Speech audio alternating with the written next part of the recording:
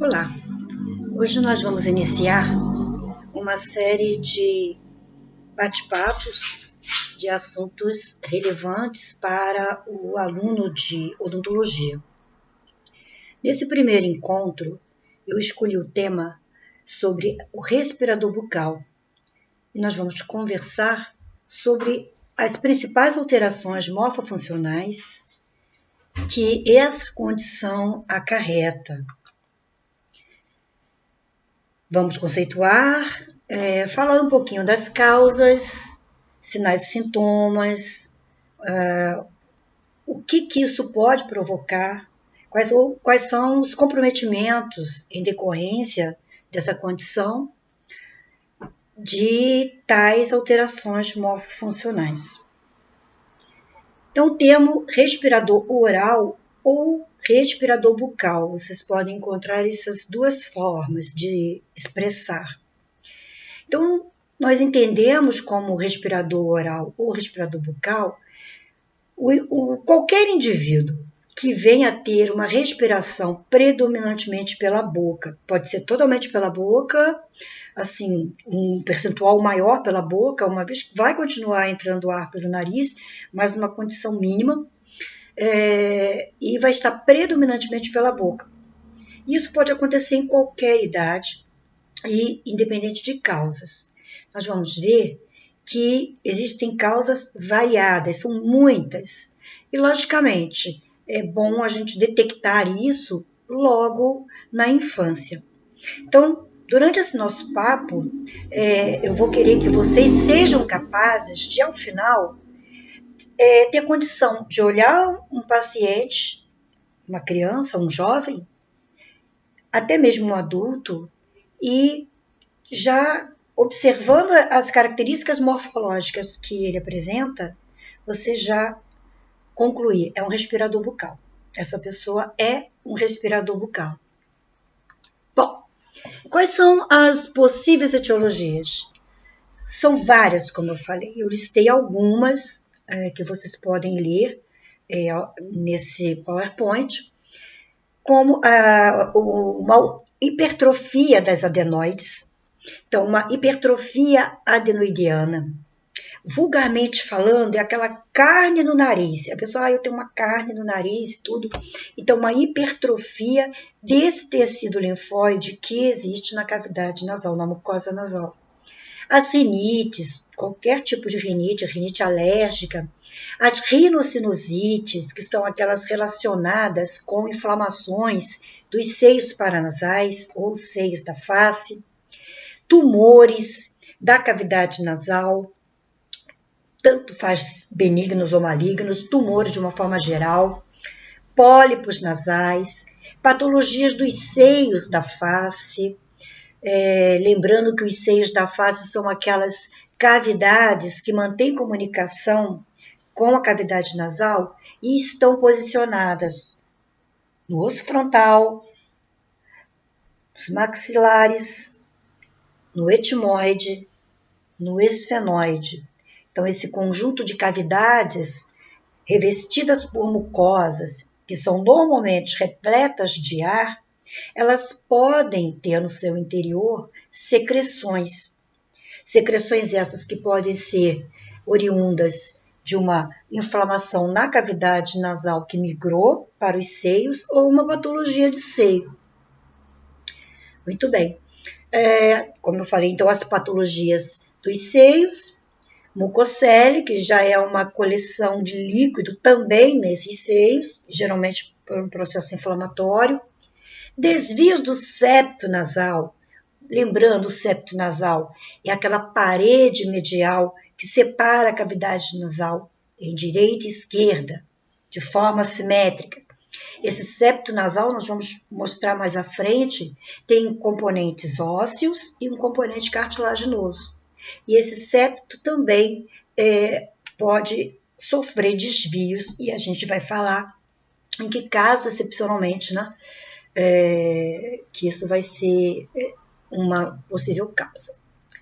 Atresias de coanas, ou seja, estreitamento das coanas, Para a gente lembrar, as coanas são aquelas comunicações posteriores da cavidade nasal com a nasofaringe. São duas passagens separadas, duas aberturas separadas pelo septo nasal, por onde o ar passa da cavidade nasal para a faringe. Então, elas podem estar com um estreitamento, uma atresia, corpos estranhos, esses corpos estranhos na cavidade nasal ou até mesmo nos seios, o que poderia causar uma rinocinusite, uma inflamação da mucosa nos seios, congestionamento nasal e aí favorecendo a respiração bucal. Estenose da cavidade nasal ou a própria cavidade nasal que é muito estreita. Hipertrofia de conchas nasais também é um fator. Alterações cartilaginosas da pirâmide nasal, ou seja, do nariz externo. Nós vamos ver em sequência, né, em outra figura mais à frente, relembrando da constituição do nariz externo, que ele tem a sua estrutura ósseo-cartilagínea. Então, essa alteração nas cartilagens que compõem o nariz externo e que compõem a pirâmide nasal também pode ser um fator que leve à respiração oral ou bucal. Essas condições estão relacionadas ou patologias ou alterações do processo embrionário, o processo do desenvolvimento da estrutura.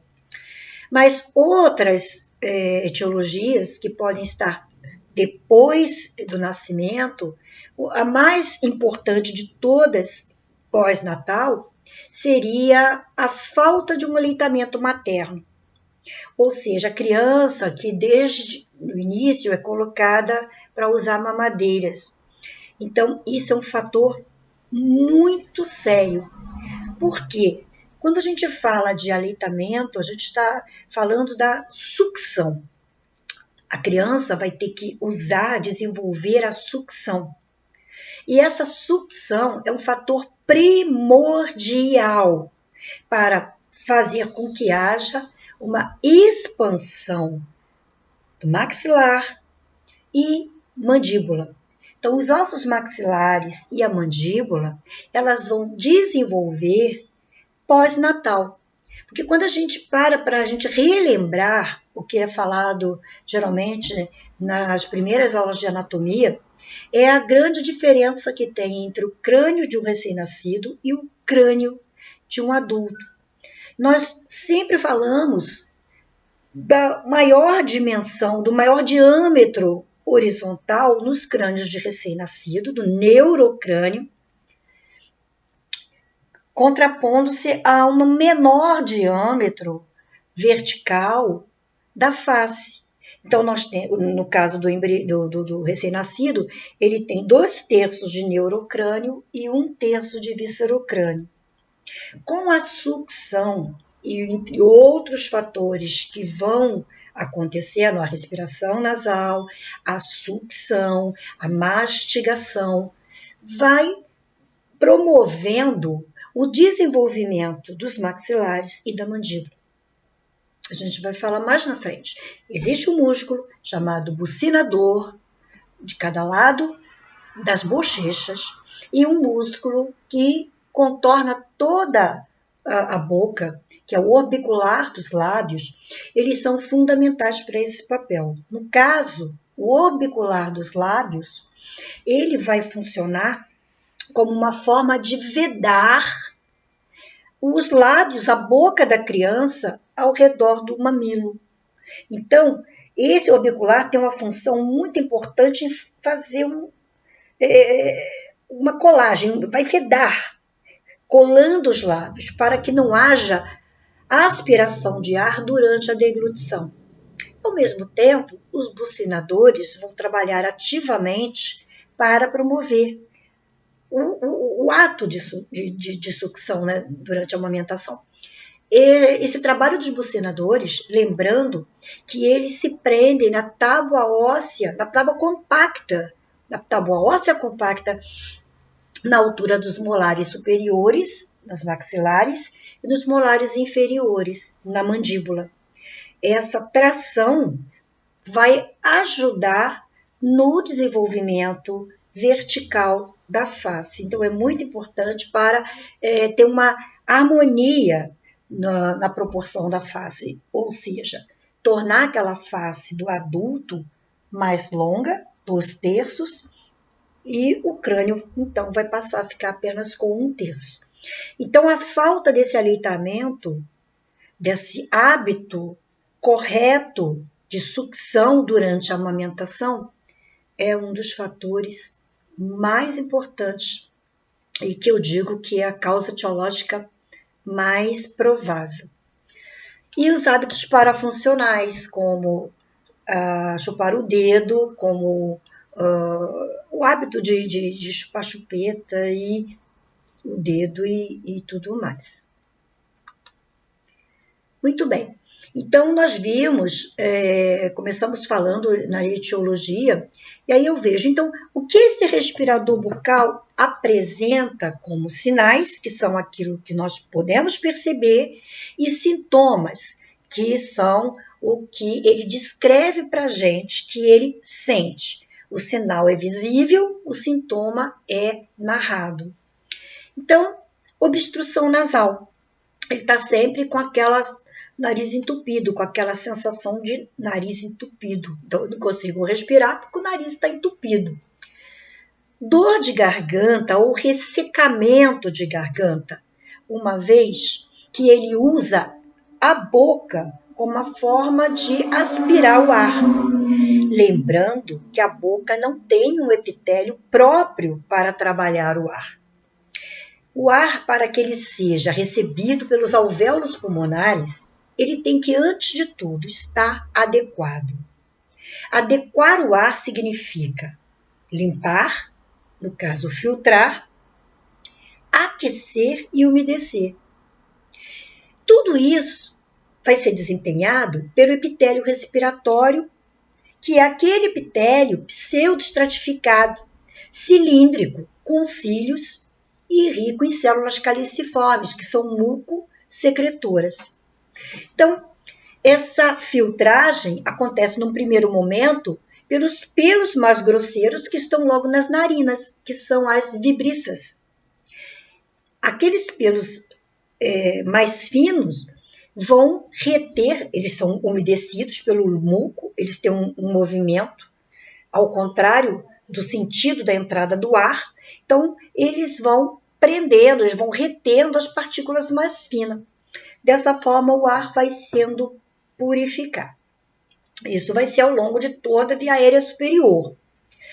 Mas na cavidade nasal, além desse processo de filtragem, vai haver o processo de aquecimento do ar, pela rica vascularização da mucosa nasal, pelos ramos terminais da artéria maxilar, artéria palatina descendente, artéria esfenopalatina.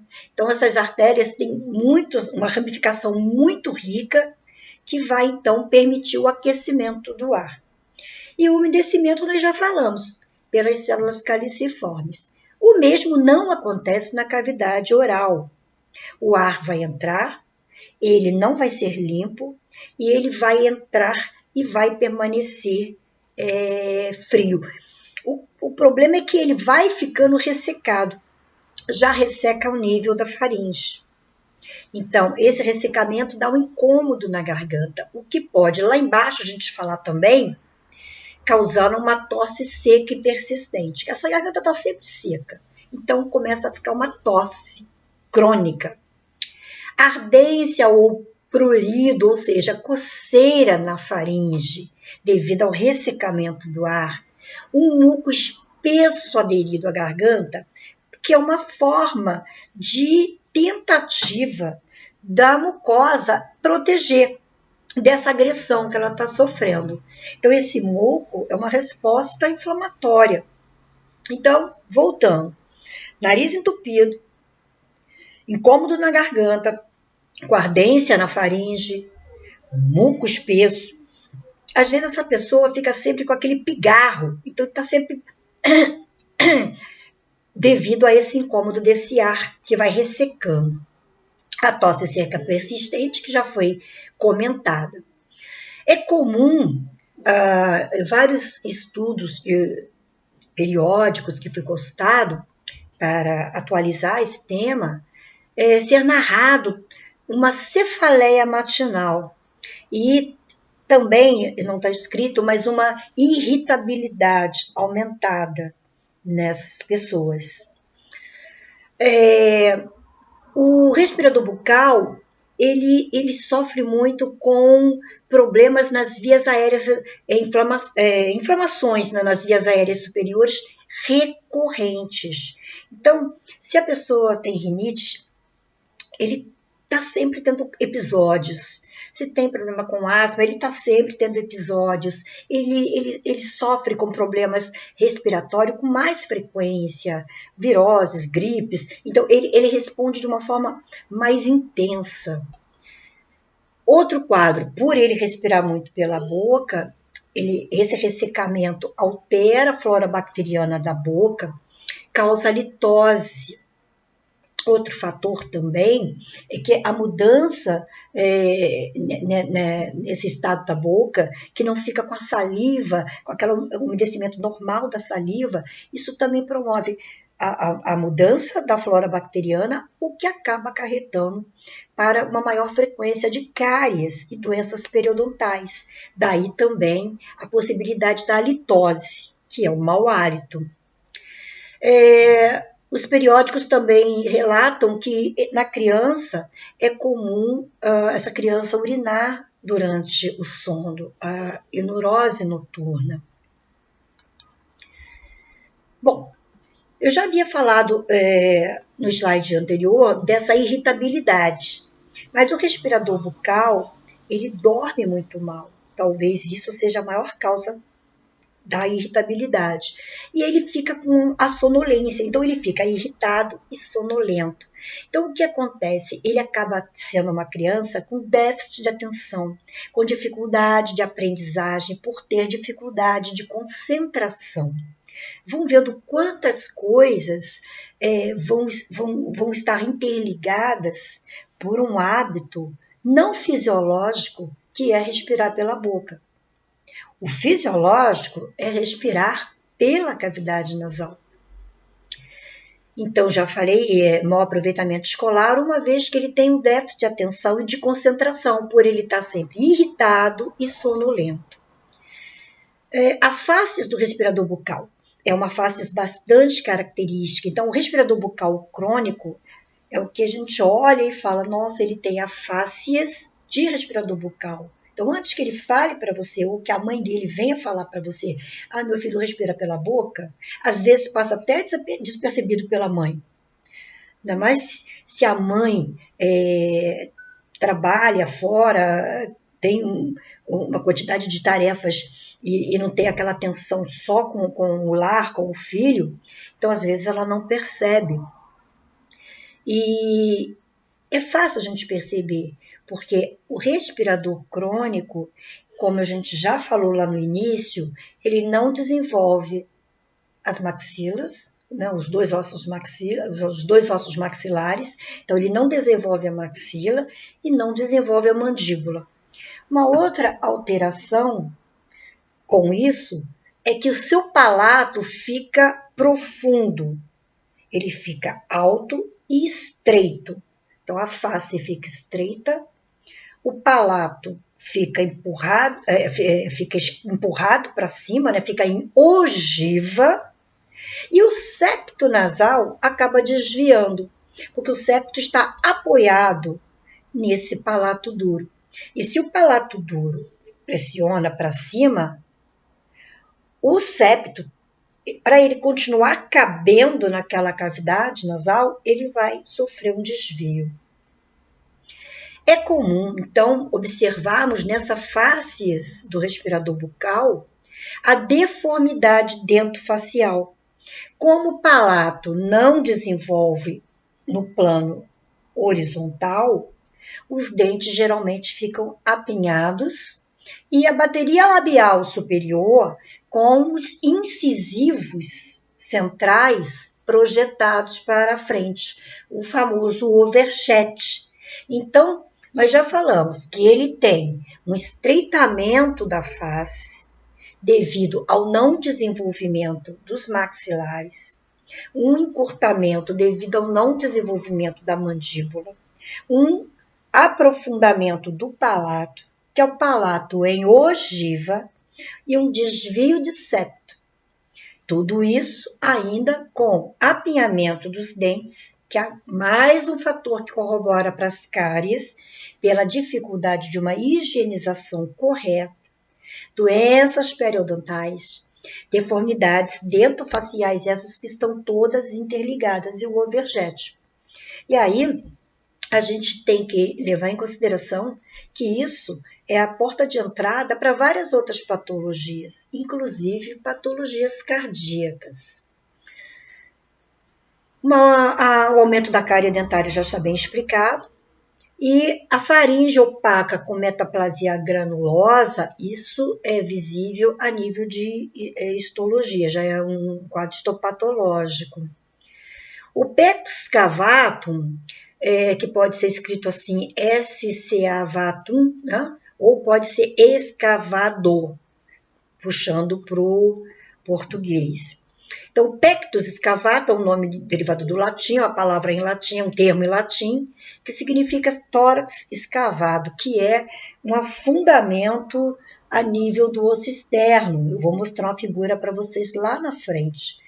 Então, se nós olharmos tudo isso, nós vamos começar a reconhecer. Então, eu olho para uma criança que tem uma face estreita, geralmente ele está sempre com a boca aberta, ele tem os dentes apinhados, ele tem um overjet, ele tem os lábios sempre ressecados e às vezes até mesmo com pequenas patologias inflamatórias nesse lábio. Ele tem o peito afundado, o externo afundado, ele tem uma cavidade torácica estreita, uma vez que ela não se desenvolve em todos os diâmetros por falta de estímulo muscular. Tudo isso é muito perigoso para essa criança vir a ter quadros repetitivos de infecções pulmonares, pneumonia, e sempre com repetição, sempre com recidivas. Vamos recordar um pouquinho da anatomia das vias aéreas para a gente poder entender, então, o que é correta, como é que acontece, então, o trânsito quando é respirador bucal. Então, aqui nesse diagrama, nós observamos em azul a cavidade nasal com as suas duas partes, direita e esquerda, não simétricas, um septo osteocartilaginoso, separando um compartimento anterior, direito e esquerdo, uma cavidade nasal direita e uma esquerda. Lá atrás, as duas coanas, que seriam essas duas passagens posteriores. Aqui embaixo, a cavidade bucal, a língua apoiada no seu soalho. Posteriormente às duas cavidades, nós teremos a faringe, a porção nasal da faringe logo após as coanas, a porção oral da faringe logo após a cavidade bucal. Lembrando que aqui a passagem da cavidade bucal para a orofaringe é por meio de um estreito chamado istmo orofaríngico ou istmo das fauces. Seguindo distalmente, a faringe continua como laringofaringe. E anteriormente a ela vamos ter a laringe. Então aqui nós temos parte do canal alimentar e parte das vias aéreas superiores. As vias aéreas superiores representadas pela cavidade nasal, é o nariz externo, cavidade nasal, nasofaringe, orofaringe, laringofaringe, laringe. Daqui para frente, traqueia, brônquios, até chegar nos pulmões. O canal alimentar, por sua vez, cavidade bucal ou oral, orofaringe, laringofaringe, esôfago, estômago, intestinos. Na outra figura, nós observamos aqui o nariz externo em transparência. A gente consegue ver parte de uma das cavidades com a concha nasal inferior, que é um osso independente, um osso par, e as conchas média e superiores como acidentes do osso etimoide. Ressaltando que essas conchas são também revestidas de mucosa, de modo que as funções, na verdade, a função seria aumentar a superfície de contato do ar inspirado com a mucosa nasal, para justamente filtrar, aquecer, umedecer, adequando o ar para a chegada aos alvéolos, coisa que não vai acontecer na cavidade bucal. E aqui nós temos a representação de uma oclusão correta, a bateria labial anterior, superior e inferior, uma ligeira sobreposição da bateria labial superior sobre a inferior e a oclusão dos molares, o canino e o canino pré-molares, tudo bonitinho. No caso do respirador bucal, perde-se essa harmonia.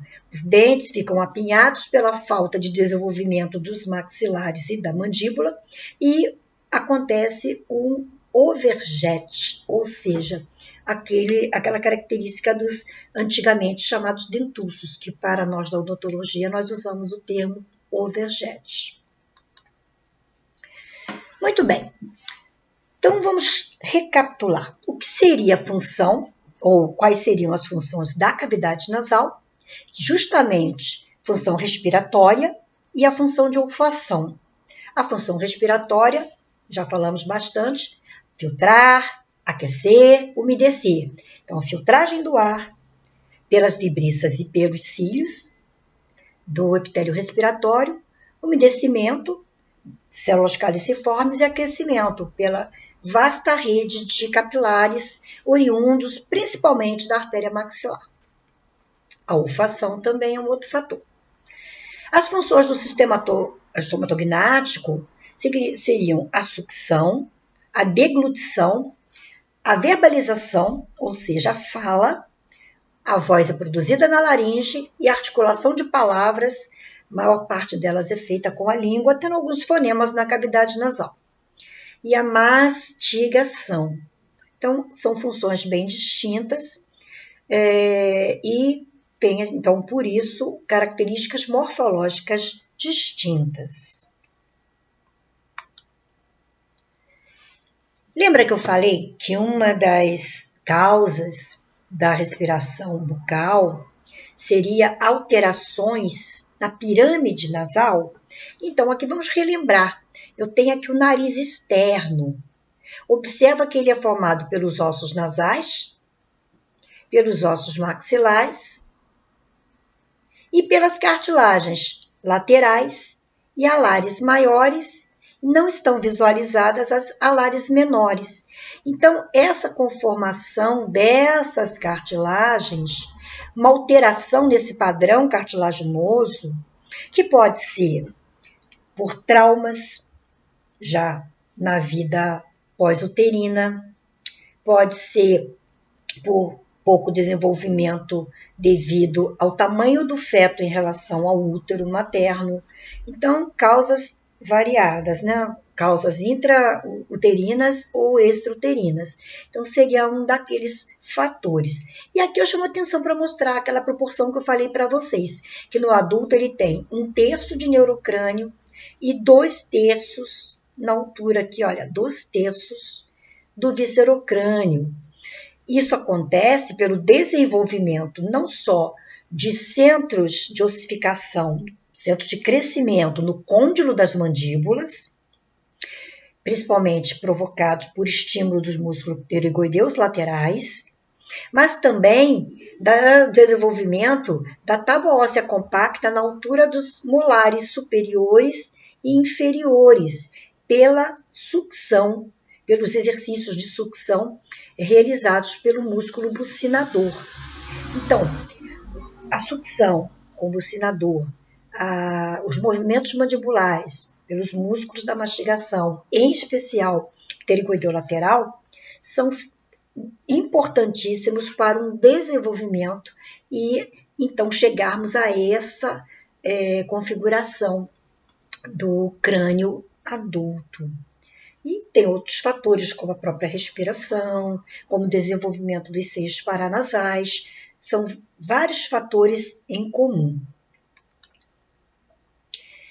Lembrando aqui, olha o palato. Lembra quando eu falei lá atrás que uma das características do respirador bucal é o palato em ogiva e o desvio de septo? Então, nessa vista inferior, a gente está relembrando, olha o palato ósseo ou palato duro, que é formado pelos dois ossos maxilares, pelos processos palatinos de cada um dos ossos maxilares. Então, os processos palatinos dos maxilares, mais os processos, olha aqui, esses processos maxilares do palatino, dos palatinos. Então, você vê que tem uma troca, processos palatinos dos maxilares e processos maxilares dos palatinos se unem no plano mediano, formando, então, a sutura palatina mediana. E entre cada um, de cada lado, entre o processo palatino do maxilar e o processo maxilar do palatino, a sutura palatina horizontal ou palatina transversa. E aqui nós temos, então, esse palato ósseo. Esse palato, então, como a gente falou, no respirador bucal, ele fica profundo. Esse arco dentário fica mais estreito e o palato, então, ele fica mais estreito e, com isso, o palato fica mais profundo. Palato em ogiva. Nessa outra figura, nós temos a parte cartilaginosa do septo nasal e a parte óssea representada em azul. A parte óssea é formada pela lâmina perpendicular do osso etimoide, mais o osso vômer. Eles se articulam por meio aqui, olha, da cartilagem septal ou cartilagem do septo nasal e repousam sobre o palato, tanto sobre a parte palatina quanto a parte da maxila. E esse palato, então, apoiado sobre o palato em ogiva, ele acaba sofrendo um desvio e vindo a bloquear mais, obstruir mais um lado da cavidade nasal. Isso também pode se dar, esse desvio do septo, por outros fatores, como, por exemplo, microtraumas, traumas, contusões, todos são fatores. O ato de chupar o dedo e pressionar com o polegar o palato, isso também faz com que o palato fique em ogiva e desloque o septo para um dos lados. Importante também a gente entender que essas alterações do palato, dos maxilares, dos dentes, vão estar também associados com alterações da coluna cervical. A coluna tem estudos que mostram que as alterações da curvatura fisiológica da coluna cervical está intimamente relacionada a alterações de ATM e alterações de oclusão. Só para a gente lembrar, quando a gente nasce, toda a coluna ela tem uma única concavidade, como se ela fosse um arco, de um arco e flecha. Então, ela tem uma única concavidade anterior. A partir da vida pós-uterina, os primeiros anos de vida do bebê, ao longo do primeiro ano, segundo ano, 7 anos de idade, e adolescência e a vida adulta, ela vai mudando e se estabelecendo. Não que ela não possa regredir e voltar a ter um posicionamento em algumas partes da coluna da forma que era ao nascimento. Mas isso já seria patológico. Então, essa coluna que antes era uma grande e única cifose. Cifose é um termo que é dado para a curvatura anterior, para a concavidade anterior da coluna vertebral. Então, a coluna era uma única e grande cifose. Durante os primeiros anos de vida, a criança começa a trabalhar a musculatura posterior, chamada de musculatura pós-vertebral. E essa musculatura, então, começa a trabalhar em cima do osso, retificando esse arco na região cervical e também na região lombar. Mas o que interessa para a gente agora é a região cervical, fazendo com que ela retifique e depois ela venha ficar com a curvatura no sentido contrário. Se antes ela tinha essa concavidade anterior, ela retifica e depois ela passa a ter a concavidade posterior. Ela vira uma lordose.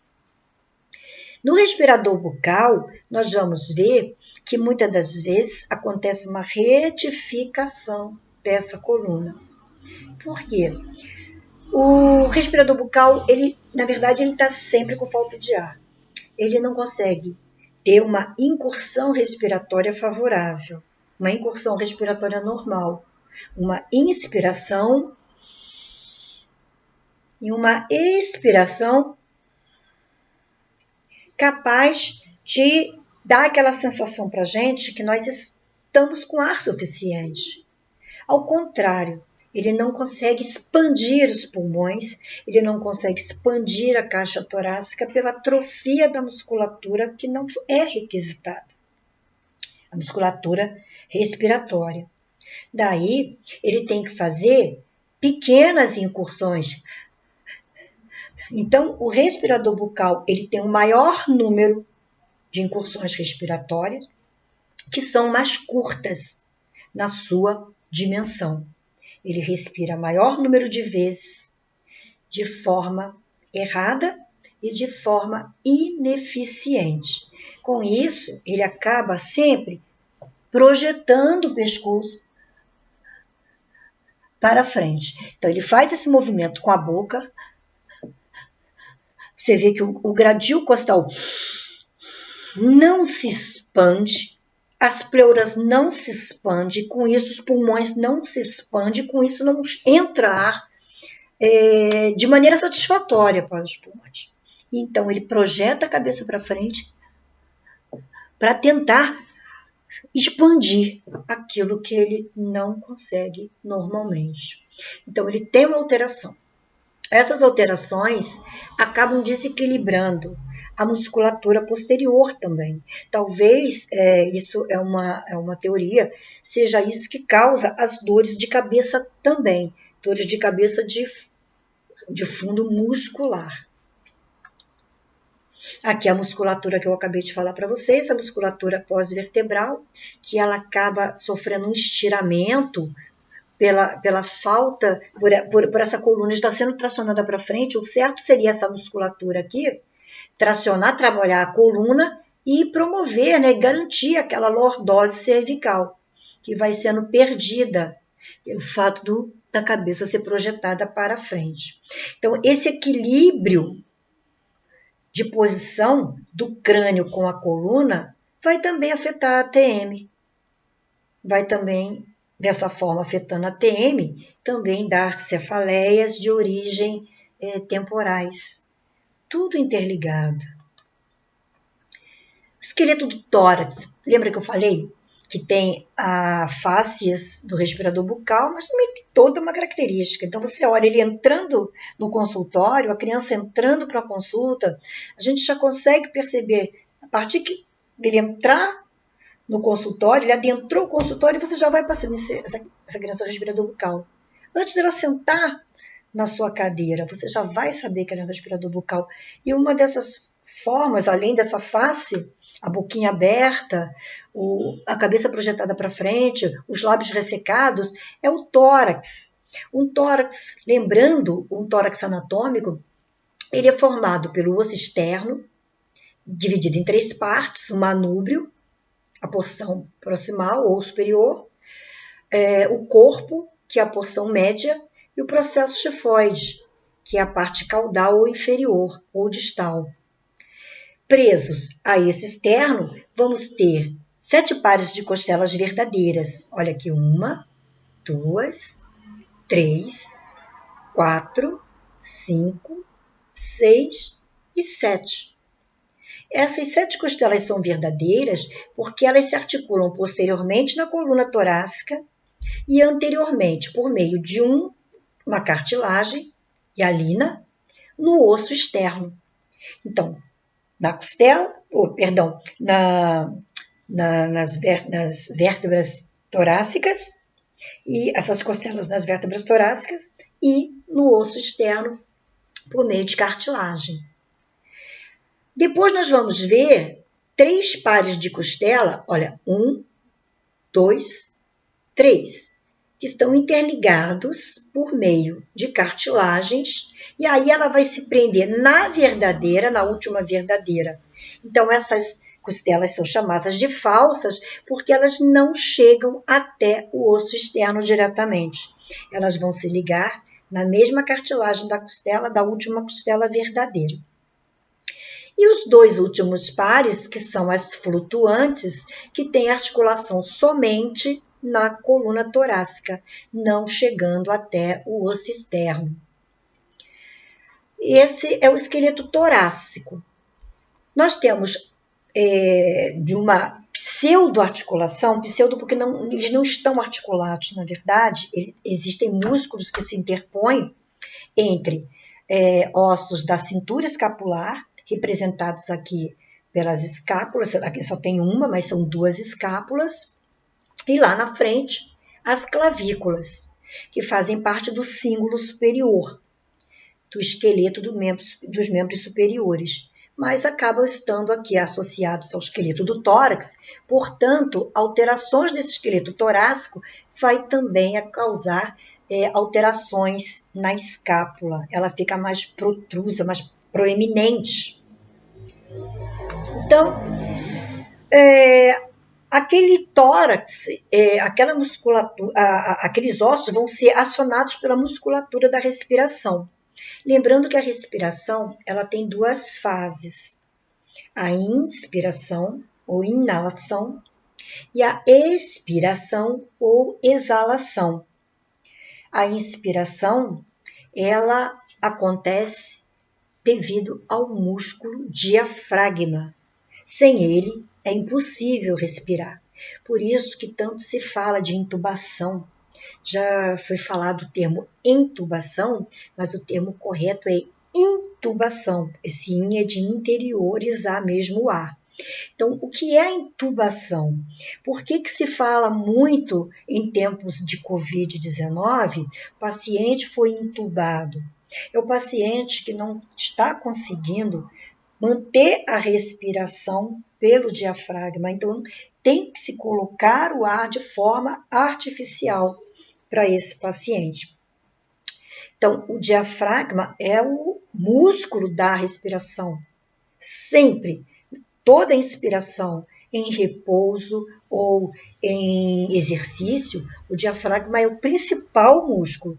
Se tem uma paralisia do músculo diafragma, por exemplo, por uma fratura das 3 primeiras vértebras cervicais, às vezes até mesmo a 4ª, hérnia de disco, cirurgia de hérnia de disco, de correção de hérnia de disco entre a 2ª e a 3ª, entre a 3ª e a 4ª, é de muito risco. E fraturas a nível de atlas, que é a primeira, axis, que é a 2ª, a 3ª vértebra, a 4ª vértebra, tem riscos de paralisia, uma vez que as raízes cervicais para o nervo frênico que inerva o músculo diafragma pode causar paralisia, o que leva à necessidade de uma respiração artificial e muitas das vezes leva a óbito.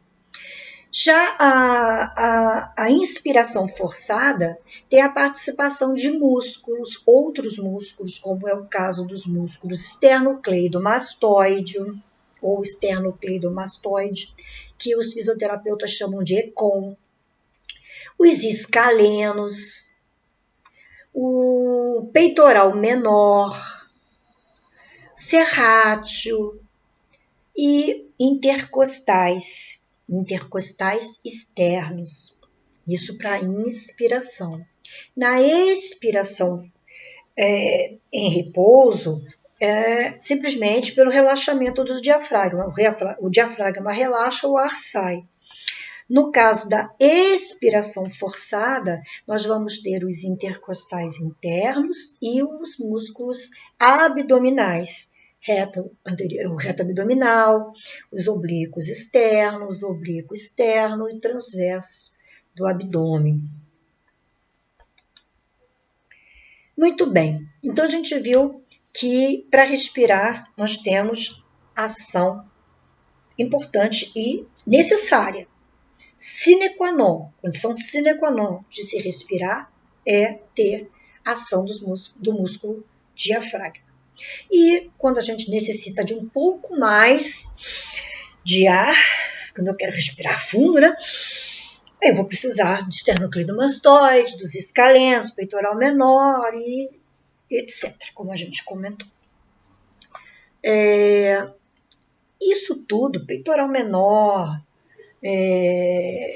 músculos intercostais, eles ajudam a desenvolver o esqueleto do tórax, ajudam a fazer esse tórax se expandir. E quanto mais o tórax se expande, as costelas, quando a gente fala de esqueleto do tórax, a gente tem que ver que tem dois movimentos. Um das costelas, quando a gente inspira, as costelas faz como uma alça de balde, a alça de um balde. E o segundo é o movimento que tem do osso externo. A gente inspira, ele vem à frente. A gente expira, ele vai atrás. É um movimento como se fosse... A gente chama de braço de bomba. A gente fala muito isso para alunos de educação física e de fisioterapia. Então, os movimentos das articulações do tórax promovem a alça de balde e o braço de bomba. São fatores fundamentais para se desenvolver os diâmetros do tórax, seja longitudinal, seja lateral ou seja antero-posterior. Então, quanto mais o esqueleto do tórax é capaz de se expandir pela ação muscular, mais ele vai repuxar, né? vai trazer para si as pleuras, expandir as pleuras, de modo então que expanda os pulmões e com isso a diferença de pressão puxa o ar para dentro. E aí o ar é renovado a cada expiração. No caso do respirador bucal, ele tem o agravante, ele não tem essa renovação total do ar residual. Então, mesmo quando a gente expira, inspirei, expirei. Depois, quando eu parei, eu posso continuar. Mesmo depois que eu achei que eu esvaziei tudo, eu ainda vou ter um ar residual nos pulmões. Mas mesmo esse ar residual, ele tem que ser renovado. E o respirador bucal tem essa dificuldade. Daí as recidivas, as constantes infecções respiratórias que ele é acometido ao longo de sua vida. Então, nós falamos, até agora, que essas alterações morfofuncionais envolvem alterações crâniofaciais, tamanho de face, largura de face, de dentes, de oclusão, não foi? Posturas corporal, cervical, postura de tórax, estreitamento de tórax, afundamento do osso externo, alterações na função de mastigação e da deglutição, porque ele respira pela boca, ele acaba tendo uma deglutição atípica, uma deglutição com dor. E isso acaba gerando também muitos gases, muito ar, muita eructação.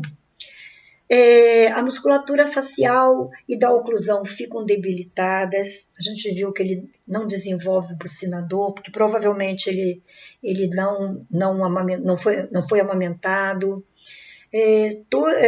o próprio orbicular, distúrbio do sono nós já falamos, concentração e de atenção, o que leva à dificuldade de aprendizado. Episódios como otite, ele é mais frequente, nós estamos consultando os periódicos, a gente viu que tem sido relatado episódios de otite em muitos estudos. Patologias de orelha média, que pode concorrer até mesmo para perda de audição. Prejuízo na mecânica ventilatória foi o que eu acabei de falar no slide posterior, quando eu falei da falta de estímulo dos músculos acessórios da respiração e até mesmo de estímulo do músculo diafragma, de modo que tem um desequilíbrio muito grande das forças musculares, tendo distrofia do tórax, tendo alterações da articulação temporomandibular, desvio do eixo de postura. Desviou o eixo de postura, mexeu na TM. Não adianta. Esse trabalho está aqui, alterações na postura e na oclusão em respirador oral, na revista Cefac, volume 11, eu vou deixar aqui no slide. Quem quiser consultar é só digitar isso aqui no Google que vai ter acesso ao trabalho completo. Lembra que eu falei do estreitamento do tórax e do aprofundamento, o pectus excavatum, e falei que a escápula também ficava projetada? Então, aqui nessa figura, nós vamos ressaltar todas essas alterações. A mandíbula também, ela se projeta mais para baixo, porque alterou a TM, alterou o cervical, projetou o pescoço para frente, a mandíbula já desceu, ó. Então, projeção do pescoço, abaixamento da mandíbula, boca aberta, a língua geralmente vai ficar colocada entre os dentes, uma vez que ela não está delimitada pela bateria labial superior. Então, a língua do respirador bucal, geralmente, ela fica entre os dentes da bateria labial anterior. Nota uma pessoa no respirador nasal, o alinhamento, aquele tem a lordose correta, a mandíbula está no plano, está paralela ao plano de Frankfurt. Lembrando do plano de Frankfurt, a gente vai vir aqui, ó, naquela linha imaginária que vai passar próximo às pupilas. Então, paralela a esse plano, a mandíbula vai se colocar. No paciente respirador bucal, perde essa harmonia entre os planos. Você vê que aqui ele tem um tórax que ele tem um formato cilíndrico. E aqui não. Nota que ele tem o pectus excavatum e a projeção das escápulas. Essas escápulas estão projetadas porque o músculo serrátil encontra-se hipotrofiado. Os músculos serráteos é que são importantes em manter a escápula ali em contato como esse daqui, olha, em contato com o esqueleto do tórax. Então, o abaixamento da mandíbula, posicionamento da língua, eu já falei, inclinação da cabeça, alteração de toda a postura corporal, coterização da cabeça, pescoço, elevação das escápulas, estreitamento do tórax, ou seja, tudo que está escrito aqui que vocês vão poder ter acesso sempre que quiserem, né? O vídeo vai ficar disponível e vocês podem continuar revendo, lendo tudo isso que já foi falado. Aqui são figuras mostrando, né, são fotografias mostrando características morfológicas que a gente vai observar na boca de um respirador bucal. Então, nota que, olha só, a mordida aberta, os dentinhos já estão caminhando para o overjet. Você vê a alteração completa aqui. Nesse caso aqui não fez o overjet, mas ele tem uma mordida aberta. Os dentes estão apinhados. Aqui a língua colocada, ressecamento da boca, a língua colocada entre a bateria labial anterior. Nota o palato profundo, palato em ogiva, estreito. A única chance dele não ter apinhamento aqui é ele ter dado o palato geneticamente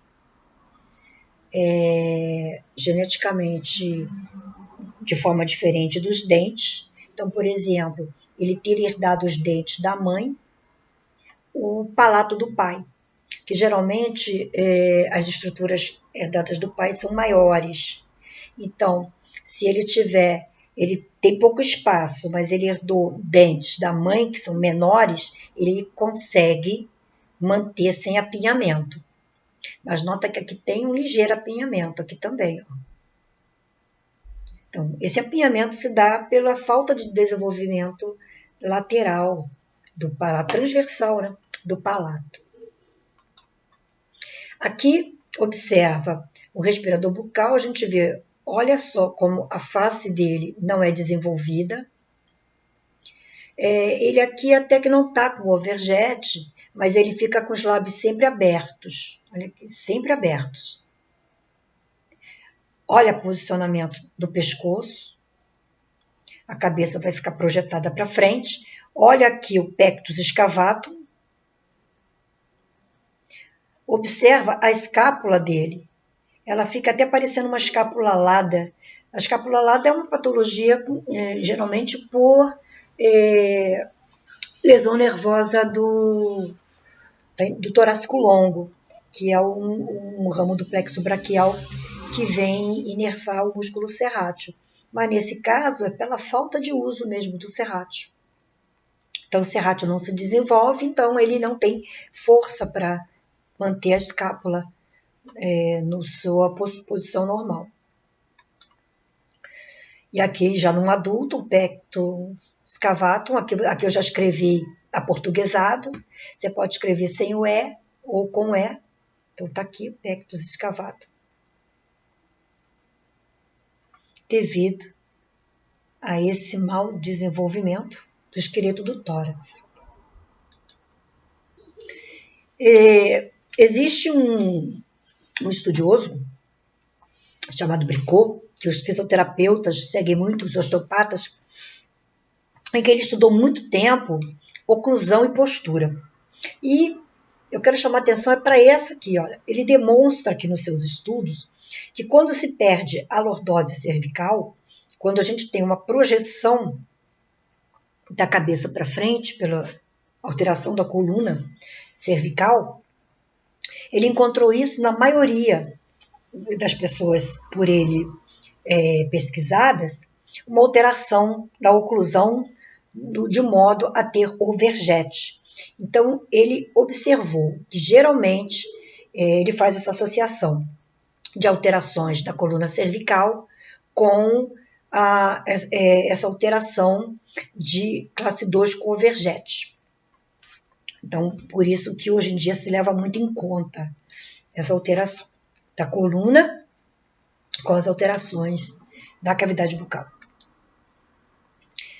Aqui eu fiz para vocês um quadro sinóptico em que nós vamos culminar para as infecções respiratórias, que é o que eu falei desde o início. Nós temos que aprender a divulgar isso. O cirurgião dentista, ele não é só o profissional que vai tratar, mas ele, como profissional da saúde, ele é o profissional que tem a obrigação de informar. Quanto mais vocês buscarem palestras em escolas, sejam ainda enquanto acadêmicos, ou mesmo depois de formados, quando você quer conquistar a sua clientela, a ida até os colégios, a divulgação, explicar o que é um respirador oral, deixar uma cartinha para os pais. É muito importante para quem já tiver seus filhos, até mesmo por meio dos filhos. Fala, olha, leva essa cartinha, mostra para a professora, pede ela para divulgar isso que é importante. Por quê? Porque nós temos que conscientizar aos pais que se a gente quer proteger as crianças de doenças respiratórias, crianças que vão ter quadros de recidivas tantas que vão sair de uma pneumonia, entrar em outra, sair de uma pneumonia, entrar em outra. Isso é muito grave. Ainda volto hoje a chamar atenção. Hoje se fala muito do Covid, se fala muito das doenças respiratórias, da síndrome respiratória aguda. Então, um paciente respirador bucal, ele é um paciente que teria condições mais críticas em presença de uma infecção por Covid. Então, vamos entender mais uma vez isso. Bom, eu estou pegando de causas diferentes. Eu peguei só 2 causas. Peguei aqui uma rinite alérgica, mas podia ser qualquer uma outra daqueles nossos slides lá do início. Eu peguei uma rinite alérgica, mas podia ser uma patologia de seio, podia ser uma alteração de cavidade nasal, seja lá o que for. Então, uma rinite alérgica, qualquer um dos fatores que cause a obstrução das vias aéreas. Essa obstrução das vias aéreas vai levar à respiração bucal. Essa respiração bucal pode levar diretamente a infecções respiratórias ou de modo mais tardio. Daí as recidivas, por meio de alterações da postura da mandíbula, redução do uso dos músculos, alterações esqueléticas e da face, o que leva a disfunções respiratórias pela ineficiência do esqueleto do tórax, por meio da falta de ação mecânica da musculatura, não expandir os pulmões e, mais uma vez, infecção respiratória. Ou hábitos parafuncionais, como chupar o dente, ou até aqui mesmo falta de amamentação, levando todo esse quadro mais uma vez e culminando nas infecções respiratórias. Então, isso tem que ser falado nos consultórios odontológicos, tem que ser falado nos congressos, tem que ser falado nas escolas, tem que ter um trabalho bem sério, porque a gente está querendo prevenir doenças mais graves. Um outro estudo interessante que fez uma avaliação de hábitos parafuncionais e prevalências associadas com o respirador bucal em crianças de 36 meses até de 36 a 71 meses de idade, né? Então, uma criança com 71 meses de idade e de 36 meses de idade. Foi feito lá em Diamantina, Minas Gerais, num trabalho de 2010. Então, nesse trabalho, eles pegaram faixa etária e pegaram se tinha hábitos parafuncionais ou se não tinha, viram também o gênero, o sexo, o gênero da criança, e viram também a escolaridade materna, o fator aleitamento materno, o fator de uso de mamadeira. E o mais interessante que eu ressalto nesse trabalho é que quanto mais a mãe tinha escolaridade, ou seja, quanto mais ela tinha cultura e possivelmente uma carreira, um trabalho que tirava ela do lar e possivelmente dificultou até mesmo uma amamentação, porque isso a gente vai associar com o resultado abaixo do aleitamento materno, a gente vai ver que quanto mais estudada, quanto mais cultura em termos de escolaridade tinha a mãe, mais as crianças, mais estavam relacionadas com as crianças com essas alterações. Fato esse que fica bastante evidente quando a gente vê que as que não tinham aleitamento materno também eram em maior número. E o uso de mamadeira em maior número. Então, não aleitamento em maior número, ou seja, amamentou, menor número. Não amamentou, maior número. Usou mamadeira, maior número. Não usou mamadeira, menor número. Então, mulheres com maior instrução de escolaridade, crianças que não amamentaram e crianças que usaram mamadeiras. Esses 3 fatores foram os de maior prevalência em alterações do sistema estomatognático e do respirador respirador bucal. Conclusão, baseado nesse trabalho, no trabalho do Bricot e no trabalho lá mais anterior que a gente viu da oclusão e respirador bucal, o que nós podemos concluir de tudo isso que eu conversei agora com vocês? Primeiro, a prevalência de hábitos parafuncionais no respirador oral foi alta quando associou-se à falta do aleitamento materno, ao uso de mamadeira e escolaridade da mãe. A relação da respiração oral, alterações dentomaxilares, como protrusão, overjet, apiamento dentário, maloclusão de uma forma generalizada, surgimento de gengivites, maior prevalência para cáries, palato e ogiva. Isso tem sido amplamente descrito na literatura e ressaltado aqui para vocês. Alterações morfofuncionais corroboram, estimulam, concorrem para o desenvolvimento de comorbidades respiratórias. São as famosas doenças respiratórias, infecções respiratórias repetitivas, recidivas. Então, como eu falei para vocês, a gente tem que avisar, a gente tem que alertar e a gente tem que fazer entender que as primeiras consultas ao dentista tem que ser feita logo que as crianças tenham ainda antes dos 2 primeiros anos, logo nos 2 primeiros anos de vida.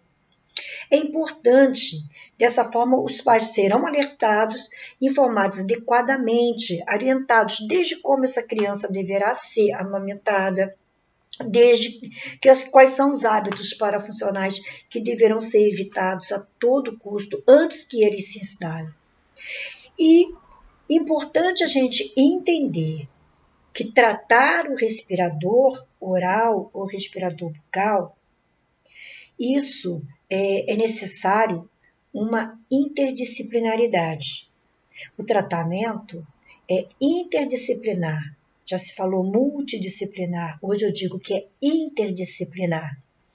O cirurgião dentista, seja ele clínico, seja ele odontopediatra, seja ele ortodontista, tem que entender que ele tem que trabalhar junto com o fisioterapeuta, com o otorrinolaringologista e com o fonoaudiólogo. Porque essa criança, ela tem que aprender a respirar correto. Para isso, o fisioterapeuta. Ela tem que aprender a colocar a língua no local correto, na hora de deglutir, na hora de pronunciar os fonemas. Isso é o fonoaudiólogo. Tratar das doenças que possam estar relacionadas com a cavidade nasal, com a laringe, o otorrinolaringologista.